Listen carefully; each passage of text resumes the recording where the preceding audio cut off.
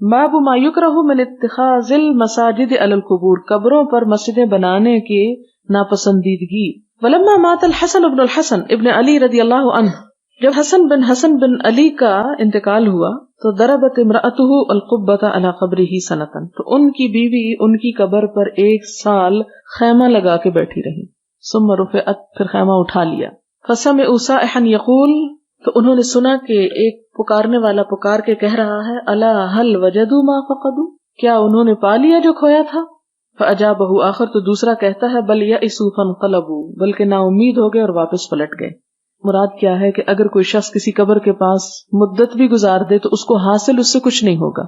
اسلام بہت پریکٹیکل دین ہے کہ ایسے کام مت کرو کہ جس سے تم مرنے والے کے ساتھ مر جاؤ اور اپنی زندگی برباد کرو. تمہیں اللہ نے زندگی عمل کرنے کو دی ہے، نہ کہ صرف دوسروں کے سوگ میں گزارنے کو. ٹھیک ہے، سوگ اپنی جگہ، غم اپنی جگہ، لیکن بیکار ہو کے مت بیٹھ جاؤ. اب یہاں کیا بات پتہ چلتی ہے کہ وہ خاتون قبر کے پاس رہی.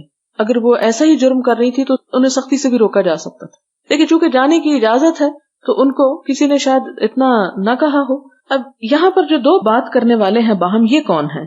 یہ یا تو فرشتے ہیں یا جن ہیں. ایک بولتا ہے اور دوسرا جواب دیتا ہے، لیکن دونوں میں سے ایک بھی کسی نے دیکھا نہیں کہ کون تھا.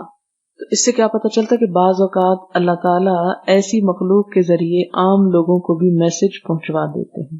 حدثنا عبید اللہ بن موسیٰ عن شیبان عن ہلال هو الوزان عن عروہ عن عائشہ رضی اللہ عنہا عن النبی صلی اللہ علیہ وسلم قال فی مرضه الذی مات فیہ لعن اللہ اليہود والنصارى اتخذوا قبور انبیائهم مسجدا. قالت ولولا ذلك لأبرز قبره غیر انی اخشى ان يتخذ مسجدا، کہ نبی صلی اللہ علیہ وسلم نے اپنے مرض الموت میں فرمایا، لعن اللہ الیہود والنصارى، اللہ کی لعنت یہود و نصارہ پر. اتخذوا، انہوں نے بنا لیا، قبور انبیائہم، اپنے انبیاء کی قبروں کو، مسجدہ، مسجد. قالت، کہتی ہیں، ولولا ذالک، اگر یہ ڈر نہ ہوتا، لأبرز قبرہ، تو کھلی رہتی آپ کی قبر، غیر انی اخشى، لیکن مجھے ڈر تھا کہ ان یتخذ مسجدا، کہ وہ مسجد بنا لی جائے گی، یعنی لوگ وہاں جا کے عبادت کا کام شروع کر دیں گے. اس سے کیا پتہ چلتا ہے کہ مسجد میں قبر نہیں بنانی چاہیے اور نہ ہی قبر پر مسجد بنانی چاہیے.